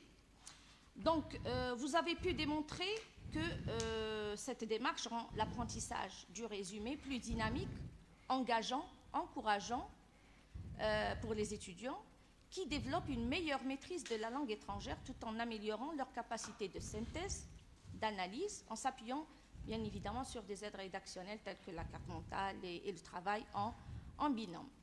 Pour la méthodologie, je vous félicite encore une fois pour le choix des outils d'investigation et les outils aussi d'analyse. C'était trop bien. Hier, j'ai assisté à une soutenance où la candidate a commencé son travail en 2010. Elle travaillait sur les pratiques langagières sur les salons de chat. Et là, elle a travaillé sur 3000 messages. 3000 messages. Mais elle n'a utilisé aucun logiciel. Ce qu'on lui a reproché justement. Par contre, vous êtes dans l'innovation, vraiment dans l'innovation. Même dans le domaine de la recherche, vous êtes un scientifique. Et ça, c'est très bien. Oui. Il est prêt, hein, il est prêt à enseigner en tant que permanent, Inch'Allah. Inch'Allah. Donc, pour les sources Et les ouvrages, les références bibliographiques consultées sont récentes et témoignent de la rigueur scientifique de votre démarche. Ça, vous avez oublié de me citer, c'est pas grave. Hein, voilà. Donc, vous avez fait preuve de votre effort d'investigation en étayant votre raisonnement par les travaux scientifiques antérieurs. Maintenant, les résultats auxquels vous êtes parvenus sont vraiment intéressants. C'est tout le monde qui cherche après l'amélioration de la technique rédactionnelle du résumé. Et en tout, le travail est très bien présenté, à part quelques coquilles, comme l'a dit tout à l'heure M. Sissaoui. Il faut faire une dernière lecture avant de déposer. Maintenant, j'ai deux petites remarques à vous faire, si vous permettez. Voilà, vous avez utilisé les titres des chapitres. Ils sont un peu trop longs, d'accord? D'habitude, sur cette page-là, on a le titre de l'intitulé. Généralement, c'est 2, 3, 4 mots, pas plus. Mais là, on voit vraiment qu'il y a tout un texte. Et puis, à chaque fois, il y a l'épigraphe. À chaque fois, il y a épigraphe, épigraphe, épigraphe. Peut-être c'est un peu trop. Hein. Il fallait peut-être une au début, une vers la fin. Et ça aurait pu être suffisant. Donc, à la page 37, au niveau vous dites, au niveau de ce chapitre introductif, nous avons commencé par définir ce qu'une... Là, c'est pas la peine d'utiliser ce qu'une, hein, je préfère utiliser... Nous avons commencé par définir la notion de classe inversée. Ou bien le concept, à vous de voir, d'accord? Parce que c'est le concept clé dans votre travail de recherche. Dans la partie théorique, c'était vraiment riche. Moi, je le dis, je le répète. Sauf que vous êtes, M. Moulay Omar, en didactique des langues. Vous devez vous situer dans ce domaine-là, en didactique des langues. Qui dit didactique des langues dit théorie, méthodologie, fondement, concept. Donc, vous parlez dans votre travail de thèse, surtout dans la partie pratique, etc., là où tout est bien analysé, vous parlez de travail collaboratif, vous parlez d'action et vous parlez de tâches. Des concepts qui ont été mis en place par l'approche actionnelle, par le cadre européen commun de référence pour les langues. Ils ont mis en place la perspective actionnelle qui parle justement de tâches et d'action, où l'apprenant devient acteur. Et vous le dites tout au long de votre travail. Mais vous ne faites pas référence dans votre partie théorique à l'approche actionnelle. Vous êtes en didactique, d'accord? Je sais que vous étiez comme ça concentré sur l'objectif. Hein? C'était vraiment bien ciblé, mais l'assise théorique aussi est très importante en didactique. Il faut se rapporter à telle ou telle méthodologie, telle ou telle perspective, tel ou tel fondement. D'accord? Donc l'approche actionnelle, je pense qu'il fallait au moins citer une citation ou deux du cadre européen commun de référence pour les langues. Alors, vous avez ciblé comme activité le résumé. Mais vous ne vous êtes pas interrogé sur les prérequis des étudiants par rapport à cette compétence. Et vous revenez... Hein? Est-ce que c'est la même page ou bien... Oui, à la page. Vous dites ça hein, au début bon, puisqu'il s'agit d'une formation continue. Les paliers inférieurs, puis l'université, il y a tout un parcours d'apprentissage de la langue française. Depuis la 3e année primaire jusqu'à maintenant, les étudiants sont en train d'apprendre, continuer à apprendre le français. Mais est-ce qu'ils ont appris à résumer dans les paliers inférieurs? À la page 99, M. Moulay, vous dites, il nous surprend, voilà, que malgré la technique du résumé soit enseignée en Algérie depuis le collège, passant par le lycée, les étudiants participant à notre étude ont éprouvé une incapacité à résumer un texte en L2 avec leur propre vocabulaire. Vous avez vérifié? Oui. Hein? Oui. vous me dites après, quand est-ce qu'on a enseigné le résumé, hein, parce que j'ai des enfants en moyen, au lycée, je n'ai jamais entendu parler du résumé. Donc, à vous de me dire si vous avez trouvé ça dans un travail de recherche, je ne sais pas. À la page 57, Monsieur Moulay, quand vous avez des propositions pédagogiques, des suggestions, etc., vous les mettez de côté et vous les laissez vers la fin. C'est un peu précoce d'en parler à la page 57. Vous avez parlé de suggestions et de mise en œuvre de l'innovation pédagogique au milieu universitaire algérien. Et vous avez proposé pas mal de suggestions. D'accord, hein? C'est des solutions à l'amélioration de l'apprentissage de la langue. Je ne sais pas, peut-être 12 ou 14 propositions. Ça, il fallait peut-être laisser vers la fin. D'accord? Le fruit de votre travail, il faut le laisser vers la fin. Donc là, je ne sais pas, ainsi avons-nous mis l'accent sur l'apport de la carte mentale à l'enseignement apprentissage de la production écrite, notamment du résumé en L2. Nous avons montré l'efficacité de cet outil dans l'écriture collaborative en binôme. Là aussi, je dis pas encore, là aussi c'est un peu précoce. Hein. Vous parlez des avantages de l'innovation, de la classe inversée, avant d'arriver à l'expérimentation. Je sais, vous vous êtes référé peut-être aux travaux antérieurs, mais il faut toujours être réticent par rapport à ces constats. À la page 86, vous abordez, donc là, c'est ce que j'ai dit tout à l'heure, c'était le travail collaboratif. Et à la page 111, nous proposons au cours de notre expérimentation un questionnaire final. C'est l'outil que je n'ai pas aimé pour votre travail. Je vais vous dire pourquoi. Un questionnaire final portant sur l'effet de la classe inversée sur le développement des compétences rédactionnelles. Si vous êtes référé aux travaux ou bien au cadre européen commun de référence pour les langues, vous allez voir que dans la perspective actionnelle, l'évaluation se fait à l'aide de la grille d'auto-évaluation. Ouais. Au lieu de passer un questionnaire, il fallait élaborer une grille d'auto-évaluation pour l'apprenant. Dans le résumé, est-ce que j'ai appris à lire, est-ce que j'ai pu faire ceci, est-ce que j'ai pu faire cela, etc.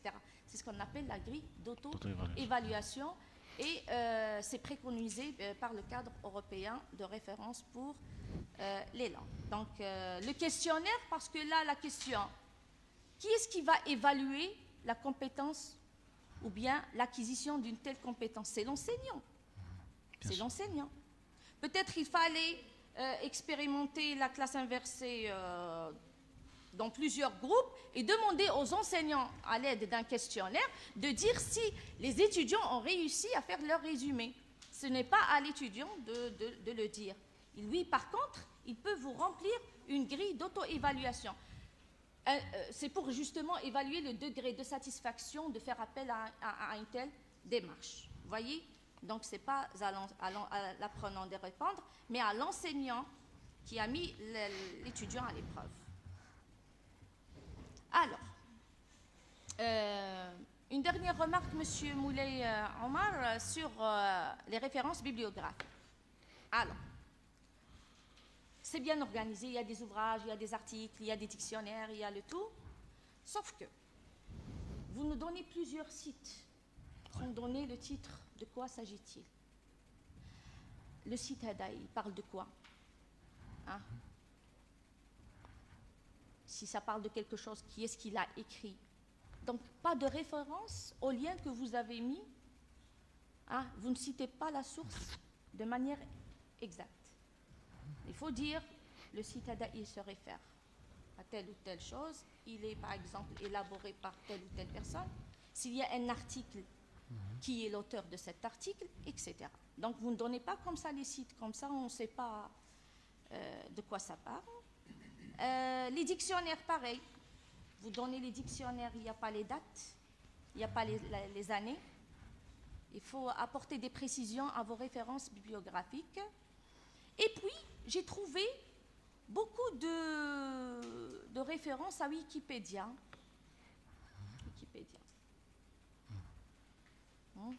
C'est comme on le sait, ça change chaque jour. Est-ce fiable vraiment pour une recherche en doctorat? Est-ce fiable de consulter des ressources sur Wikipédia? Donc, vers la fin, je peux dire que le chercheur a mené un travail de recherche dans l'ensemble rigoureux et bien structuré, témoignant d'une solide maîtrise méthodologique et d'une analyse approfondie. Oui, comme l'ont dit mes collègues, l'analyse, elle est très, très bien faite. Je vous félicite pour la bonne présentation, les représentations graphiques.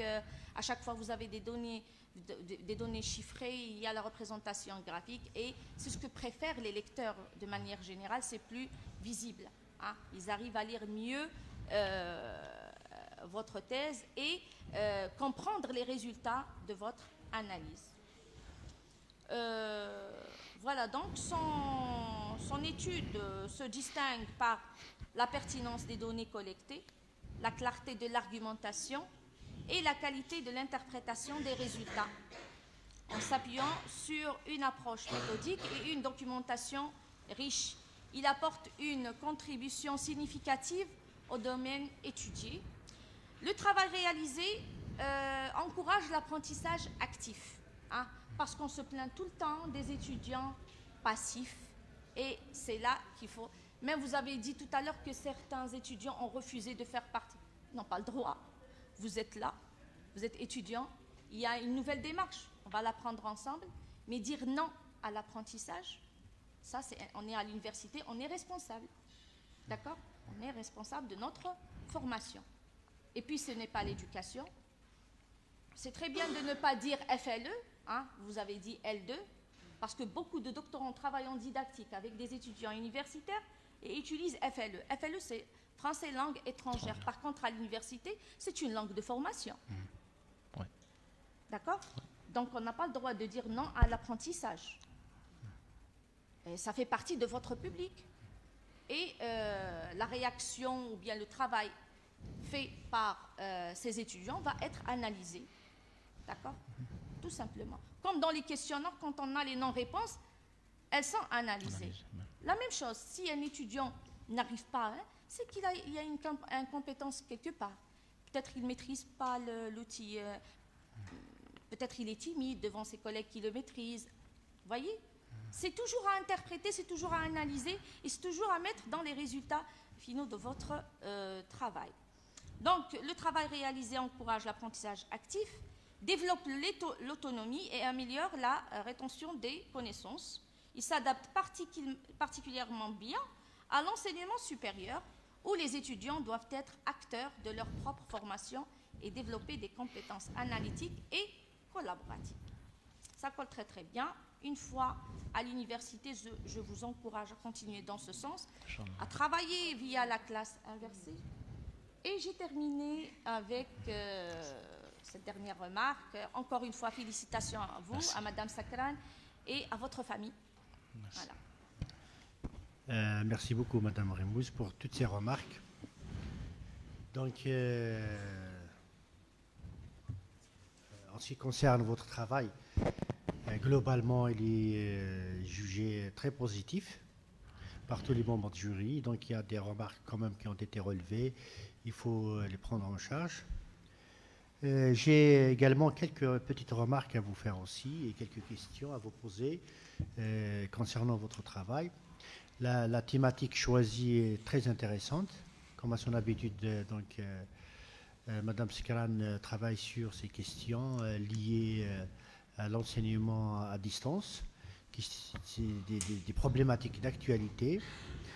La manière avec laquelle vous avez mené votre travail, votre recherche est très intéressante. Donc, vous avez adopté des outils théoriques en adéquation avec la problématique posée dès le départ, avec les hypothèses, parce que en tant que doctorant, l'élément le plus important, c'est déjà de savoir mener un travail de recherche structurer sa recherche, par quoi commencer, par quoi finir, et comment mener, justement, quelle est la démarche à adopter.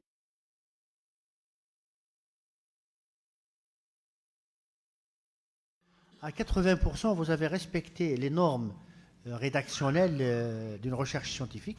Ça, c'est une qualité qui devient de plus en plus rare chez les doctorants, parce que beaucoup de doctorants ont recours au plagiat, aux techniques. Ils ont même développé des techniques nouvelles de plagiat pour que le directeur de recherche ou les membres du jury ne puissent pas les découvrir, malgré les logiciels qui sont mis à notre disposition actuellement, anti-plagiat, etc. Mais les doctorants arrivent toujours à trouver des contournements. Ce qui est intéressant aussi, c'est votre publication, votre article.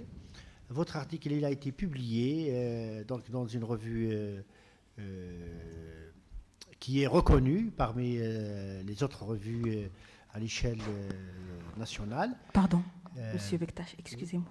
Si vous me permettez, il a publié 5 articles.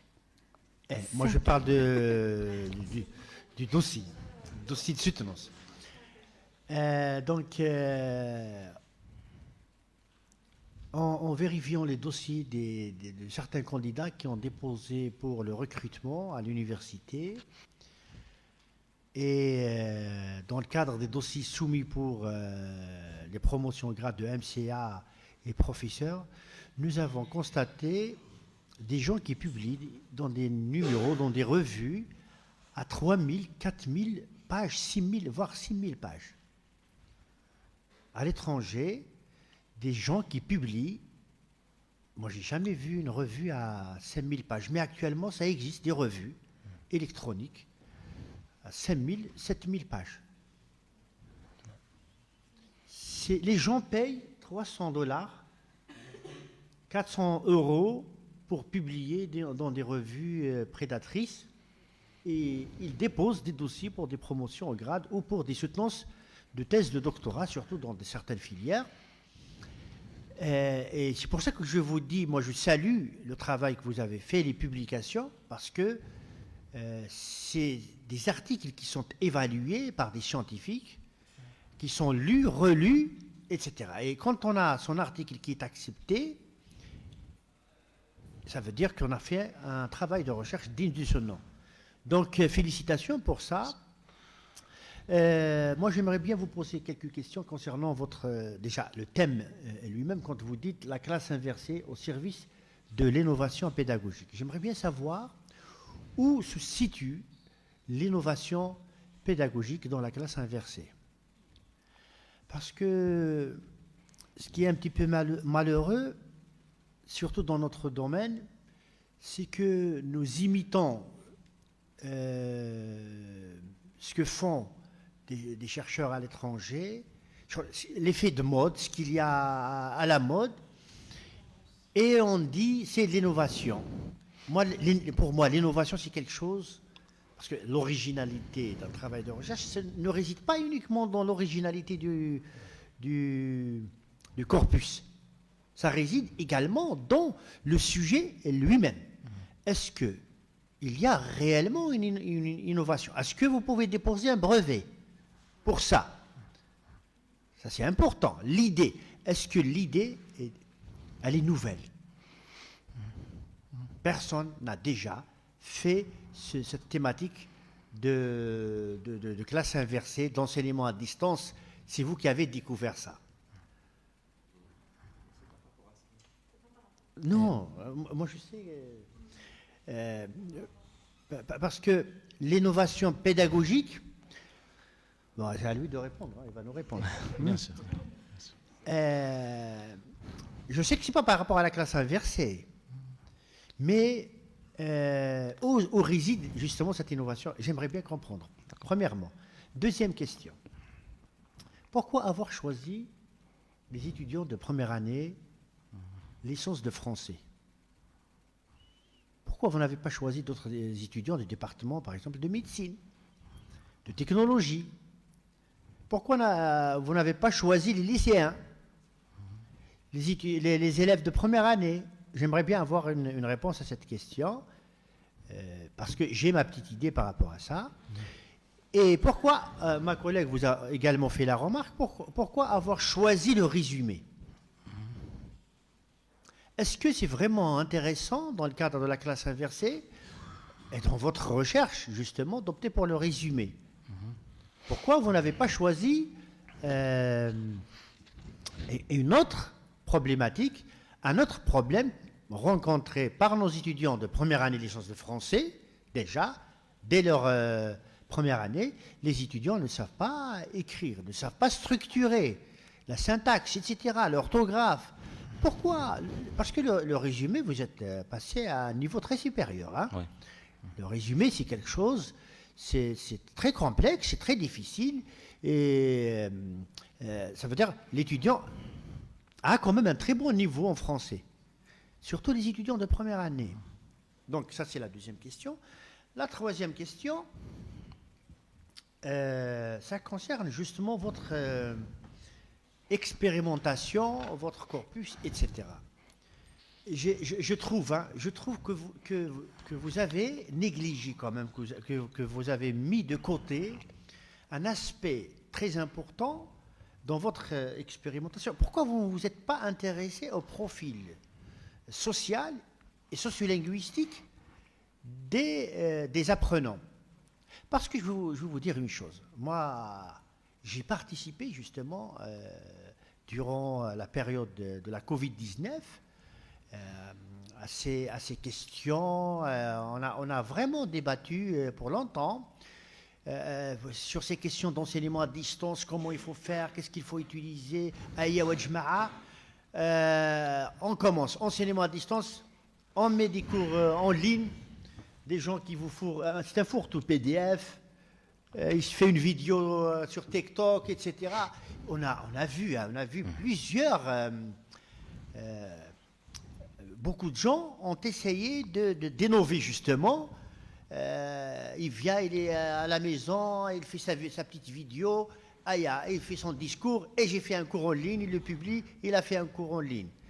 Et il y a des gens qui ont cherché des PDF sur Internet, nous on a fait nos cours en ligne, c'est bon, c'est réglé, etc. Voilà, mais moi j'ai toujours soulevé cette problématique. Est-ce que nous nous sommes intéressés à l'apprenant lui-même? L'apprenant est souvent mis de côté, mais surtout l'aspect social.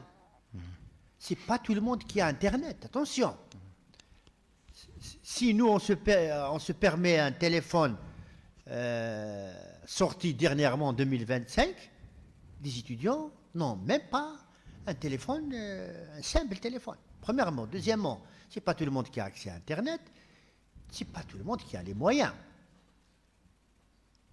Maintenant, vous avez en face de vous des étudiants socialement démunis. Ils sont nombreux, hein, j'en connais beaucoup. Hein. Ils sont dans une chambre à la cité universitaire à 6. Une chambre de 2, ils sont à 6, entassés.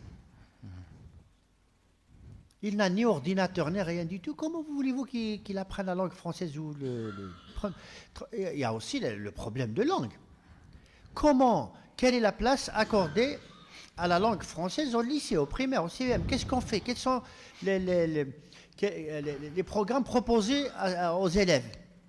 Qu'est-ce qu'on peut attendre d'un étudiant de licence de français ou médecine, ou je ne sais pas, en première année en langue française?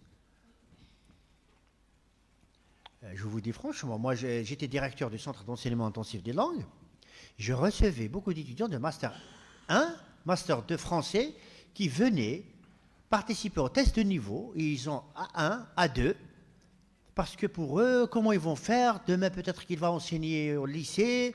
J'ai pas un bon niveau en français, je peux même pas rédiger une demande, etc. Voilà les questions auxquelles il faut s'intéresser dans le cadre de travail de recherche. Mais la classe inversée, etc., tout ça, pour moi, ça vient après.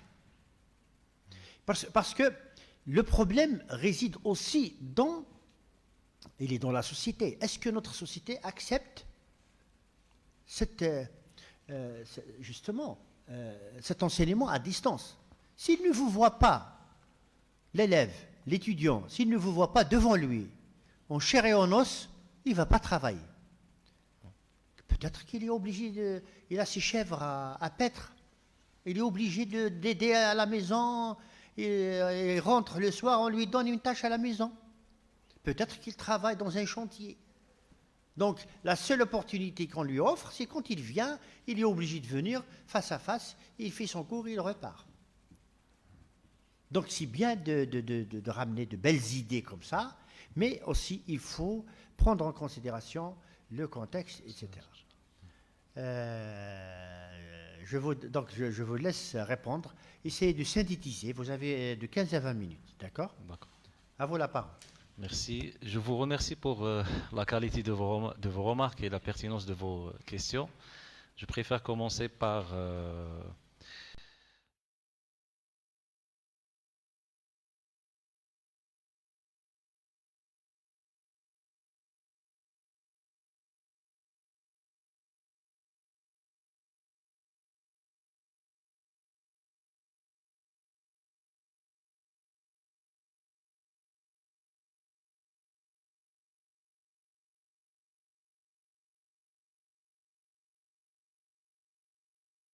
contexte.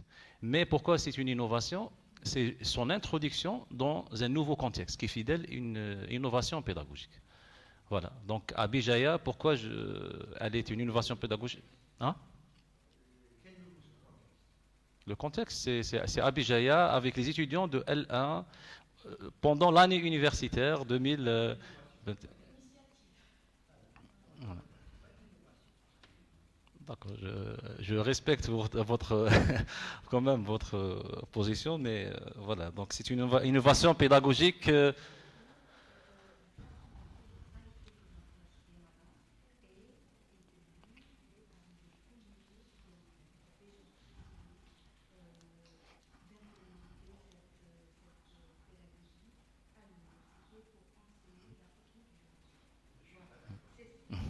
suis pas d'accord.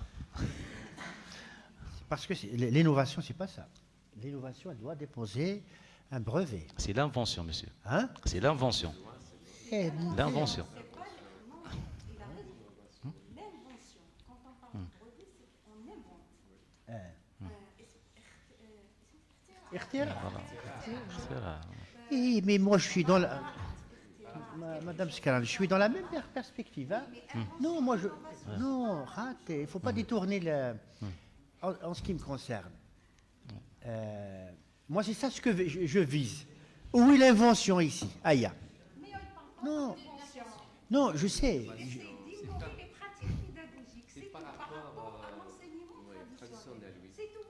C'est par rapport à l'enseignement traditionnel. Et par rapport aussi à ce que font les enseignants, c'est-à-dire se démarquer des autres. Oui. C'est par rapport aux pratiques enseignantes.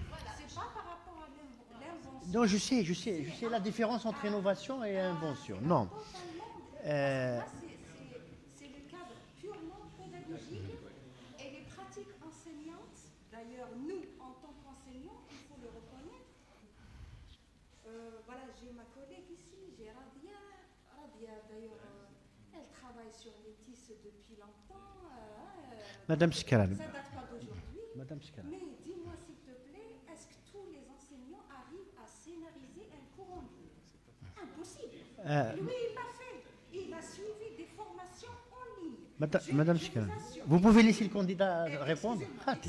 Non. Je vous assure, moi en tout cas pour mon professorat, regardez, je suis chef de projet qui porte sur la pédagogie numérique. Je suis chef de projet. Et je vous assure, j'ai beaucoup appris de lui. Wallah, je vous jure. Madame Scaran, Malish, il répond, c'est à lui de répondre. Hein, c'est à lui de répondre. Et il est le doctorant, parce qu'on lui pose des questions. C'est à lui de trouver des arguments, c'est ça. Non, mais il est capable. Il doit... Je lui fais entièrement confiance. Donc, Je lui fais entièrement confiance. il doit nous Je suis très convaincre. à l'aise parce que je sais qu'il va pouvoir se défendre. Très bien, vous avez terminé? Excusez-moi. Je ne suis pas convaincu, hein, parce que même votre directrice de recherche n'arrive pas à me convaincre. Allez, allez-y, Oui. continue. Donc c'est pour ça que j'ai précisé dans la partie théorique la différence entre l'invention, l'innovation, la réforme, etc. Concernant la question pourquoi les étudiants de L1?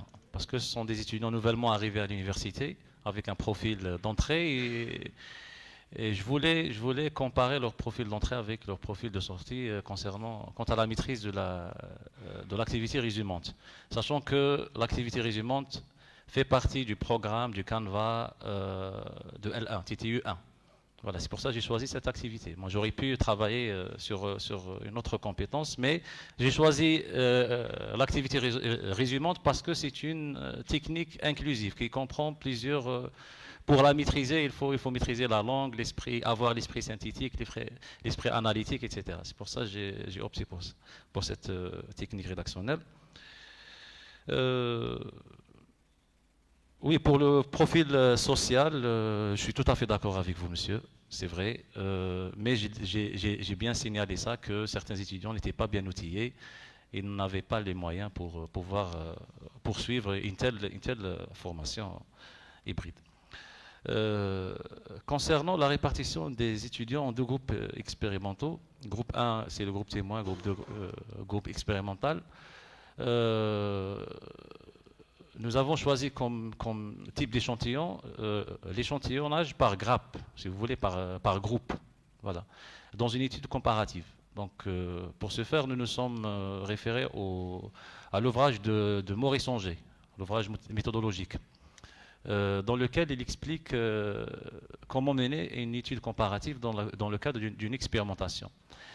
Dans l'expérimentation, nous vérifions l'effet de la variable indépendante sur la variable dépendante, par le biais d'un questionnaire, d'un pré-test qui se fait avant l'introduction de la variable indépendante et par le biais d'un post-test qui se fait après l'introduction de la variable indépendante et par le biais d'un groupe expérimental et d'un groupe témoin, ce qu'on appelle le groupe contrôle.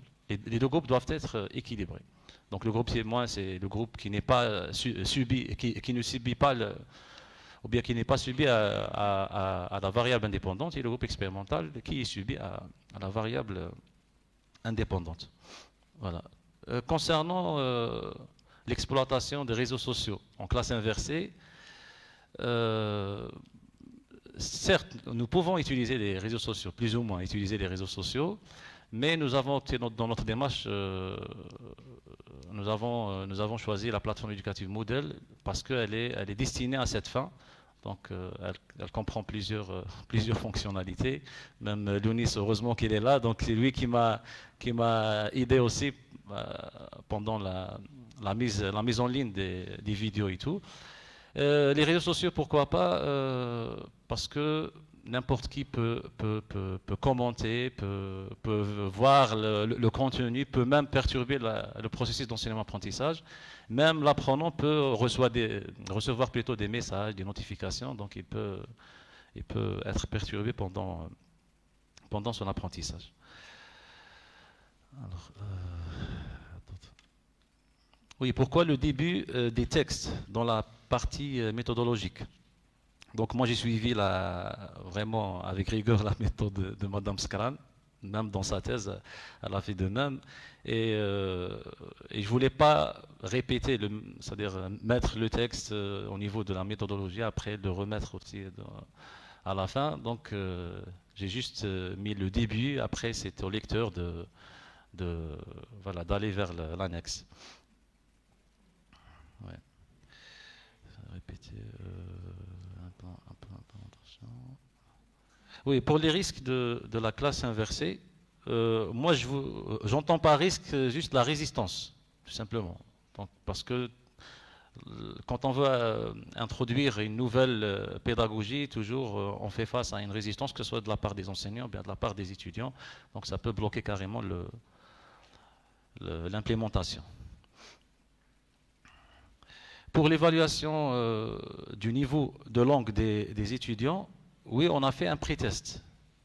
Avant de commencer, je leur ai donné un texte argumentatif à résumer, mais j'ai pas ce pré-test juste pour voir leur niveau. C'est pour ça que je ne l'ai pas introduit dans l'analyse, la partie d'analyse de mes données. Mais on a fait, oui, parce que ça fait beaucoup de données, donc voilà. Mais on a vérifié le niveau de langue, leur maîtrise par rapport à la technique de résumé, et on a trouvé malheureusement qu'ils ne maîtrisaient pas, sachant normalement qu'ils avaient étudié ça au moins au lycée. Par exemple, dans le compte rendu, on demande à l'étudiant de résumer, dans la deuxième partie, de résumer le texte source. Voilà.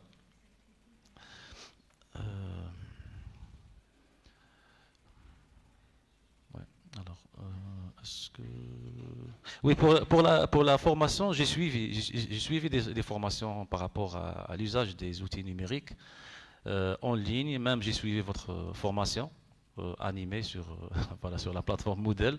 Donc ça m'a vraiment aidé pendant l'expérimentation.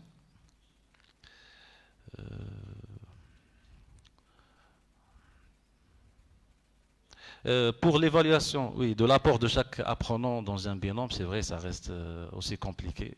L'évaluation, moi je le dis toujours, qu'elle est un peu complexe. Oui, justement. Mais ce qui nous intéresse le plus, c'est juste le rendement, comment les binômes peuvent planifier et produire des résumés de texte de meilleure qualité. Voilà. Mais pour l'évaluation, c'est une autre paire de manches.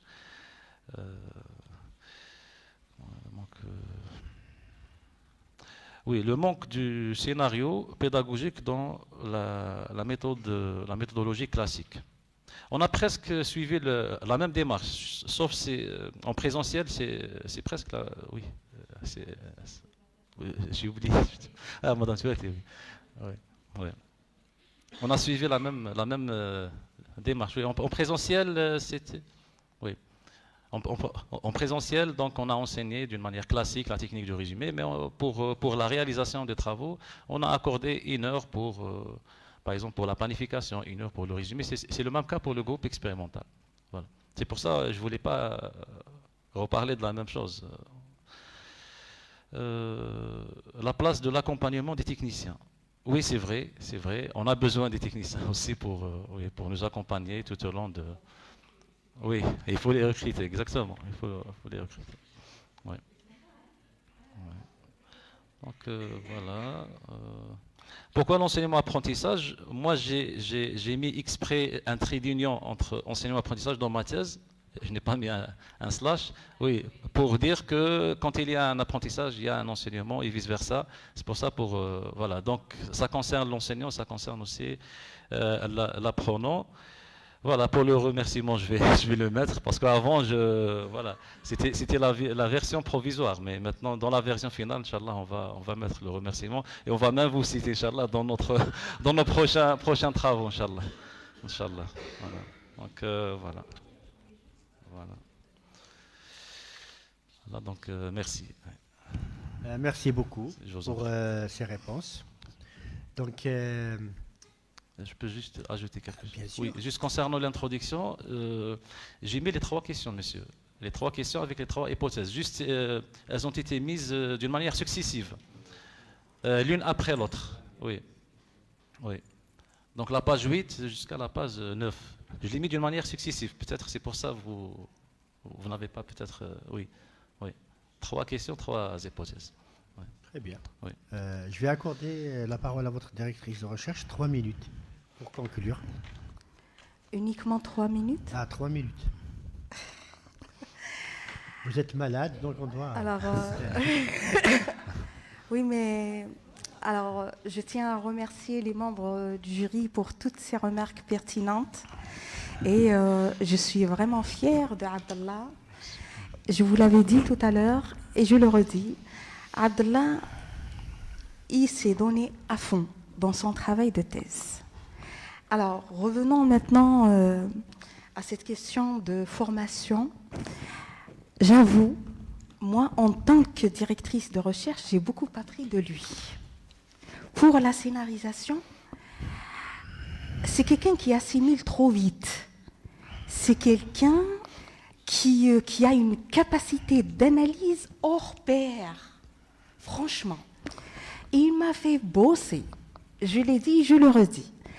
Et maintenant, en le voyant défendre son travail de cette manière, Franchement, je lui dis bravo. Bravo, bravo, bravo. C'est vraiment rare de trouver un doctorant capable de défendre son projet de thèse de telle manière. Donc, ce travail, il l'a fait avec beaucoup de rigueur et je reconnais, il a toujours suivi à la lettre mes remarques. Franchement, je te dis bravo, ma fierté. Merci. Merci, Madame Skram. Donc, elle vous a donné le diplôme toute seule. Hein? Elle a jugé comme quoi vous êtes un très bon docteur. Déjà, hein? Non, pas encore. On n'a pas encore délibéré, pas encore. mais pour Madame Skran, khlas. Ça veut dire. Ça veut dire on n'a plus la parole.